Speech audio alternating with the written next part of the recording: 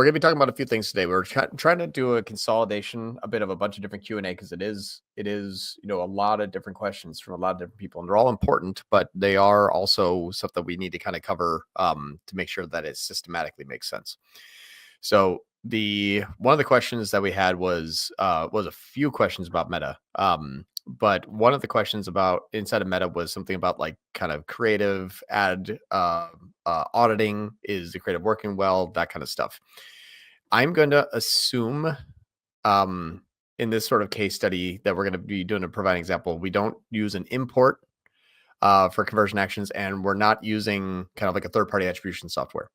I don't have many of those, unfortunately, because I kind of, it doesn't work very well. So for usually my clients, I can't function with those. But whether you are or are not using those type of tools, you should still be able to identify what works. Now, I'd like to put together a strategy that allows for that to be systemic or systematic, whatever you want to call it. I like systemic.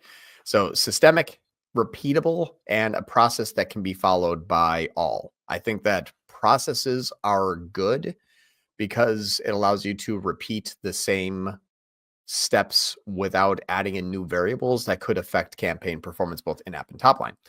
So we're going to start there, and we're going to talk about how to evaluate creative to see if this is something that is good or bad, or how should we add it, when should we add it, those type of things. So I'm going to share with you what my most kind of successful SOP has been in terms of doing kind of creative testing. So in a perfect world, we would be able to kind of, test some new creative in a small scale spend and make sure that the things that we're wanting to put more traffic to are functioning well. Now, we can't ignore the fact that a paid media platform like Meta or Google, i.e. Demand Gen, Performance Max, Advantage Plus, whatever it is going to have an element of auto targeting.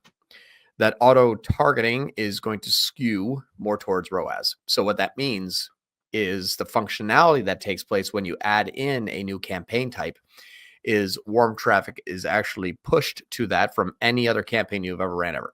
We just have to assume, because we do not have a third-party attribution software. So that's how we're going to have to act as a function. Assume the worst. Well, it's almost like assume the best, but maybe not real. And so that's what's interesting is if you're like, hey, I have a new creative testing that launched. It's been 1, 2, 3, 4 days here. And it's kind of, you can kind of see it already starting to happen a bit, where it's like, okay, we had 4 sales, then 3 sales, then 9 sales. Super and warm. And then what the hell happened? This is very typical. This is very typical of what typically happens inside of an account when you're doing creative testing. Is it starts off strong, and then sometimes, not all the time, sometimes it kind of flatlines and dies off. This actually, for fun, this was the one that we ran for a little bit, then stopped because this got all of the warm traffic. It was down into 12% new visits. Wow. So our creative testing with 12% new visits is not going to tell us anything. So we spent for basically 2 days, we're like, pause it. It's not going to actually give us any sort of good creative testing, because this could say it's a $2 NCAC, and it's not true. When we're all talking about creative, you have to have a threshold in your mind as to what you would consider to be good. That can be anything as it pertains to the client or to the account, because that's the differentiating factor between their goals and the metrics. I have a 76. If it needs to be 200, oh my God, it's great. If it needs to be 25, So you can see that there's not going to be the metric that's going to show good. It's going to be, is this okay for your client? Your client might have 3,000 existing customers that they cannot lose ever, that engage with ads and continue to purchase. That is not something where you're going to say, no, it needs to be all new. Not really, no. It needs to be new. Nurture all sides of the funnel. Right. It needs to be new, and it needs to be returning. It needs to be acquisition and retention. So what you have to decide first is this campaign going to be tested against acquisition, retention, upcharge, cross-sell, new product announcement, sale, scarcity? Choose which one. These are all different, and though there's 7 best for these 7. You have one best for each scenario. So there is no best. It is best for the scenario. For us in this account, we really don't care about returning at all. We are focusing on continuity. It's a subscription model. So I need new subscribers. That is how I dictate good new subscriber. I am importing new subscribers. So I don't need a third-party attribution because we're running one channel that's showing all new customers. Great. Very simple.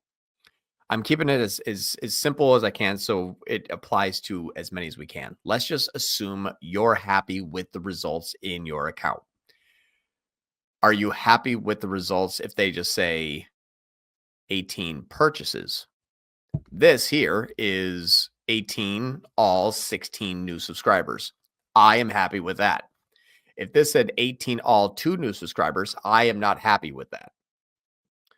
Some may not. If this was retention, very happy. Upsell, cross-sell, very happy. New customer acquisition, very not happy. So your first question by saying, is the click-through rate high? Maybe, maybe not. What do you need it to be? Yeah, it just depends on your goal. If it's nurturing, trying to get people to decide or not, kind of thing. What we're trying to do is before if I had my screen, something like this, I already know what I'm expecting in that cost per results column, and I know what it is good and what is bad and why. That is something that obviously you're going to need to identify. However, there will be a time where specific metrics that are leading indicators are looking good, but your lagging indicators are looking bad. What I mean by that is, wow, this campaign has fantastic click-through rates and conversion rates, but this one converts better of new subscribers. Okay, that's not the case. This is an L3. It's remarketing. So yeah, of course. But that's the process you have to go through. So I can't stress this enough because I have more questions about, I'm getting a $20 CPA. Like, and they're like, that's bad. I'm like, you're telling me this for the first time. I have no idea why.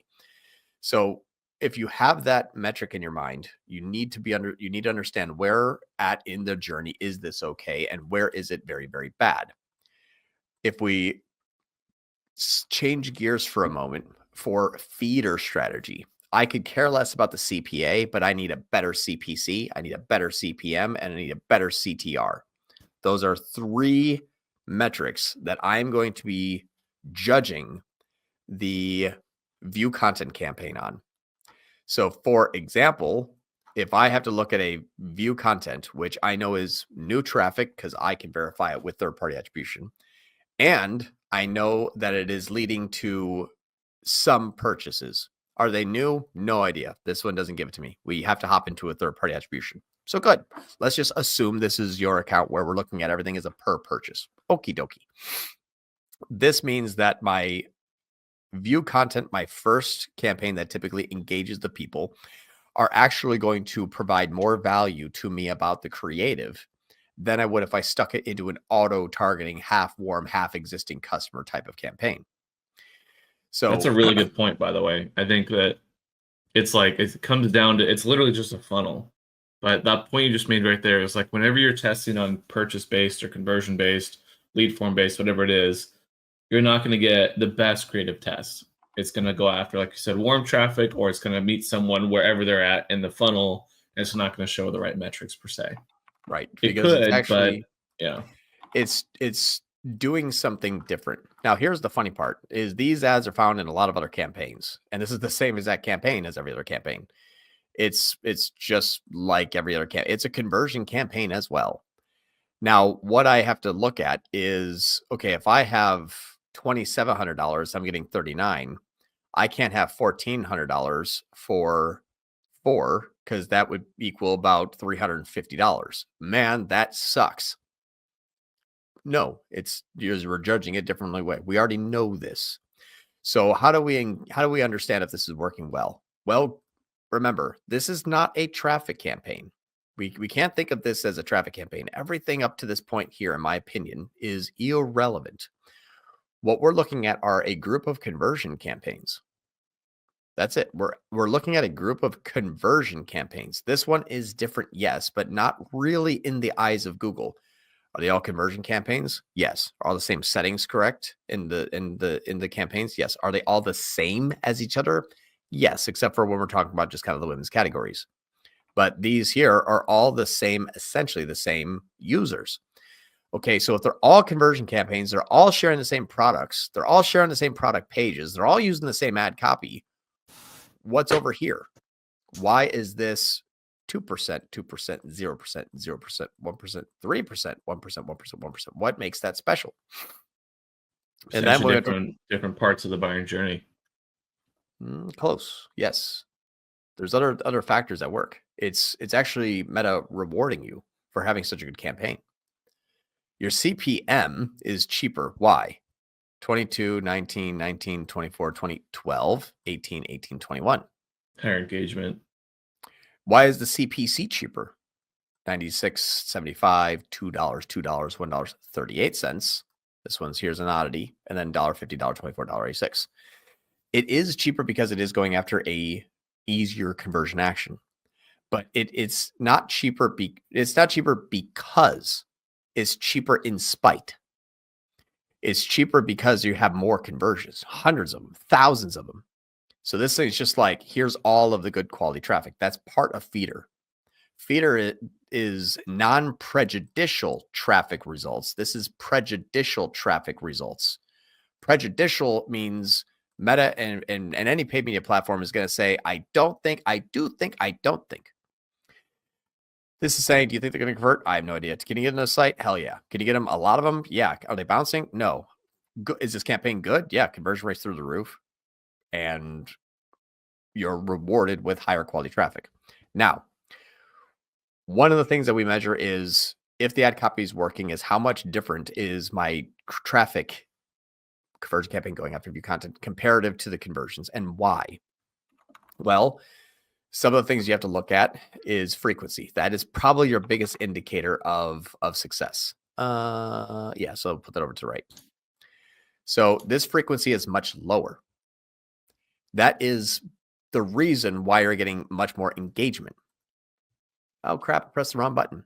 You can sort of kind of see a little bit of a correlation where when I kind of start to kick the shit out of them at 3, they get uninterested. When I, really kind of beat the crap out of them, it's on the low end side. When I have a lower frequency, higher. When I have the lowest amount of frequency, the highest. What this does is Meta's kind of mini funnel. It's important to know why the metrics are why they are, so you don't just duplicate and be like, we used to be good in the other campaign. Yes, when you had 10 times the amount of conversions. But what this happens here is that Google and Meta and yada, yada, yada, everyone takes a very broad approach here. And up in this area here, I'm starting to get like, I'm dipping my toe. Hey, are you interested over there? Are you interested over there? Like, are you someone that wants to be in this? And I'm kind of feeling it. Then when the users become a little bit more targeted, a little bit more engaged, it's like, okay, now I'm going to start to now I'm going to start to hit you everywhere. I'm starting to show ads more and more because you're starting to get really interested. And then you're about ready to convert. So graphic, by the way, I know, right? You like it? It's my hairy steps. So it's like looking at a hairy ladder at the way down. Anywho, so this is all of now there's a lot of activity down here. I am trying to get this person to buy. They're clicking on ads. They're getting ready to buy. And this is the reason why you see click the rate start to deteriorate going down, is because they're getting the shit kicked out of them more and more on purpose. We need that. That frequency is nailing it. We need to be higher. We need to be in their face, buy, die, or unsubscribe. You will either ban me from Meta or you're going to buy my product. That's kind of when you get down to this area here. But what happens if I take good ad copy and kick the shit out of people, or I take good ad copy and introduce myself as a nice, friendly person for the first time? What is going to be the performance? It's obviously all based on human emotion with the brand.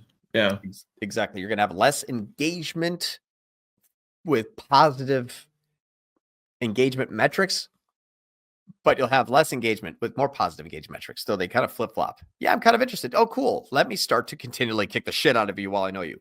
That is essentially what we're looking at here. So as we start to bring in the new users, they are easier. So go ahead. Sorry. Do a quick point on that too, on the graph that you had. A lot of times too, there's like inefficiencies and like that. Yeah. on the bottom of funnel, or I guess the hairiest part, I guess you could say. Yeah. So it's one of those things to where like, yeah, like that typically from what I've seen has been like the place where most inefficiencies happen. Whereas like Yeah. people are spending way too much just kicking people over the head on like an Advantage Plus or whatever the case is. And they're Yeah. not focusing on like experimenting with top of funnel. I would say in like most, and would you agree with this, that like in most case scenarios, like 90% of scenarios, whenever you're building out campaigns, your goal is to get new customers. Yeah, obviously it's always basically it's always to get new customers, and there's a question you have to ask yourself: if this works, then what? Yeah. You it's called building a river. It was actually a coined phrase by Ryan Dice in 2016. He called it building the river, and all that is basically means is you're in New York, you got to get to LA, but you're the one that has to draw the map. And so that's kind of what we're doing is if I'm in New York, new campaign type, and I need to get to LA, $10 CPA, if I hit a place called the Grand Canyon, what do I do?